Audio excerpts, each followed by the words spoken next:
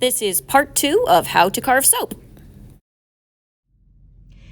In our last video, we learned how to take a bar of Irish Spring soap along with our 3-in-1 tool, a popsicle stick with a point at one end, rounded at the other end. We learned how to scratch out a design into the surface and then subtract everything away from it, the negative space, so that we have this block form, so that the back looks just like the front.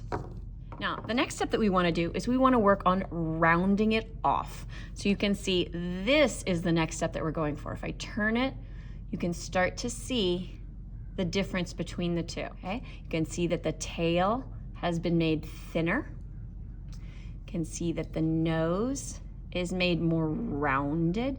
So everything overall is rounded out. And remember, this is subtractive sculpture, so the only way that we can do that is by subtracting that edge. So I have one here that I'm working on. You can clearly see there's an edge, and I can feel it. Even if I close my eyes, I can feel that edge. I'm going to take the long edge of the stick, put it right here, and I'm going to start subtracting that edge. Very important, I'm not taking away from the side. If you do that, your whole fish will just shrink more and more and more and more until it's just gone and it breaks. You only want to take away from those edges, and you would do that all the way around until you end up having something that looks rounded, like this one on the right. Now, you would do the same thing with the turtle. The turtle is just a little bit more complex because you do need to make the shell higher than the limbs. Well, we can't add on to it because it's not additive sculpture, it's subtractive. So all we can do is subtract the top part of the legs and head and the limbs in order to make them appear lower than the shell. The way you do that is by taking that popsicle stick, you sort of draw around the limb, and then you just remove that section. It does take some effort. The legs are easy to break off. Sometimes we have some 3-legged turtles, but that's okay. It happens sometimes in nature too. And so then you would start working on rounding that shell until you get something like this. Once you have this, the rest is really the fun part, where you get to add the details that you want to add. Keep in mind that the very, very smaller details are likely to break. They might get lost a little bit, but you can basically draw whatever details you want with the pointed end of the stick. Here are some examples. In the first video, you saw this one.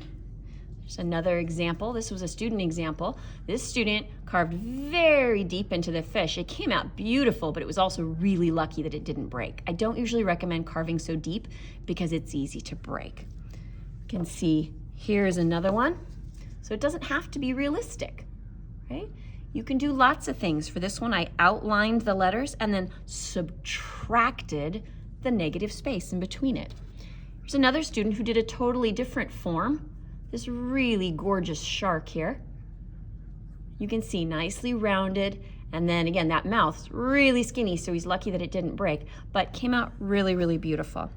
So here we can see that I've started to sketch out the scales that I want, just lightly.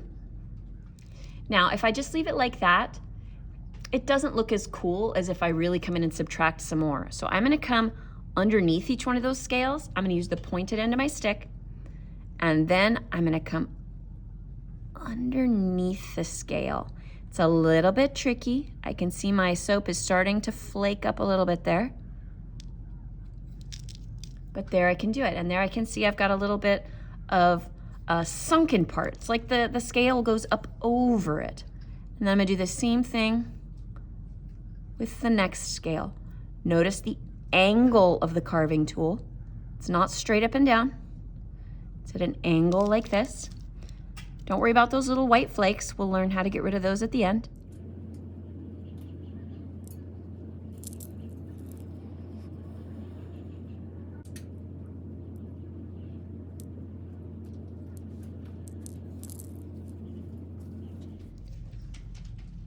So there you can see I've done some parts to my fish. I would probably continue on. I would do more with the mouth. I would do some things with the tail, do something here with this part of the head. You really can continue on, and you can do lots and lots of things with it and just have some fun. And then the last step that you will do is when you've got all these white soap shavings, you go to the sink, run it under the water once, and then just let it dry.